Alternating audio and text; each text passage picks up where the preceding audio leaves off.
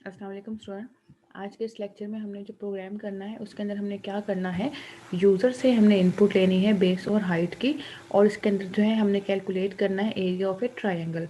और इसका फार्मूला जो है वो हमारे पास लिखा हुआ है, area is equal to 1/2 multiply by base multiply by height.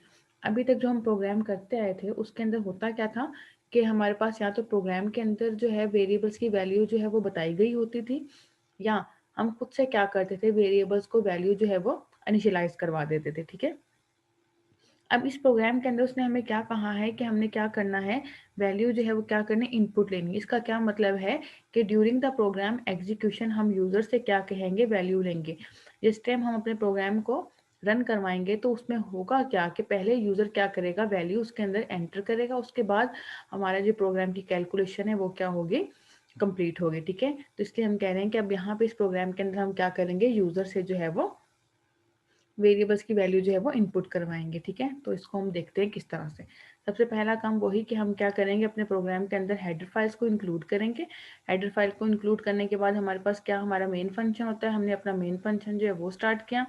Main function start करने के बाद हम क्या करते हैं, जितने भी हमारे पास वेरिएबल जो हमने अपने प्रोग्राम के अंदर इस्तेमाल करने होते हैं वो हम क्या करते हैं, इन कर्ली ब्रेसेस के अंदर जो है वो लिख देते हैं। ठीक है, उसमें सबसे पहले हम क्या लिखते हैं, हमारी वेरिएबल की डाटा की टाइप लिखते हैं। डाटा टाइप हमने यहाँ पे लिखी फ्लोट। क्यों लिखी है फ्लोट, क्योंकि अभी हमें पता है हमारे पास जो एरिया का फार्मूला था वो क्या था, 1/2 यानी कि 0.5। ठीक है, उसने क्या करना है, मल्टीप्लाई होना है हाइट और बेस के साथ, फिर हमारा एरिया क्या होना है, कैलकुलेट होना है। तो इसका मतलब हुआ कि आंसर हमारे पास किस में आएगा, फ्लोट में, यानी कि डेसिमल वैल्यू में आएगा। तो पॉइंट में आंसर आने की वजह से हमने उस डाटा टाइप क्या ली है, फ्लोट ली है। ठीक है, तो अब हम देखते हैं कि हमने क्या करना है, यूजर से जो है वो क्या करनी है, वेरिएबल्स की जो है वो वैल्यू लेनी है।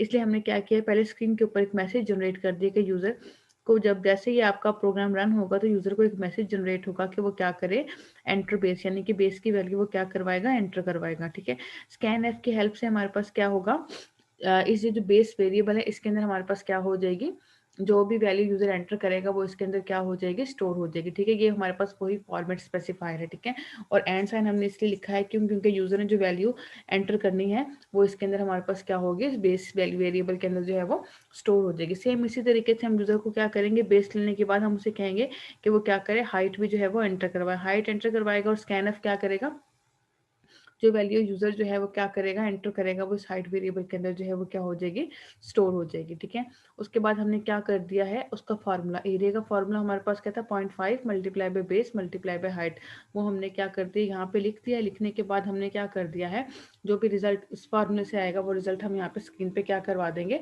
डिस्प्ले करवा देंगे। तो हमारे पास जो एरिया ऑफ अ ट्राइंगल है वो क्या हो जाएगा, कैलकुलेट हो जाएगा। ठीक है, तो आज के प्रोग्राम के अंदर हमने ये देखा कि हम यूजर से जो है वो किस तरीके से इनपुट जो है वो ले सकते हैं। थैंक यू, अल्लाह हाफिज़।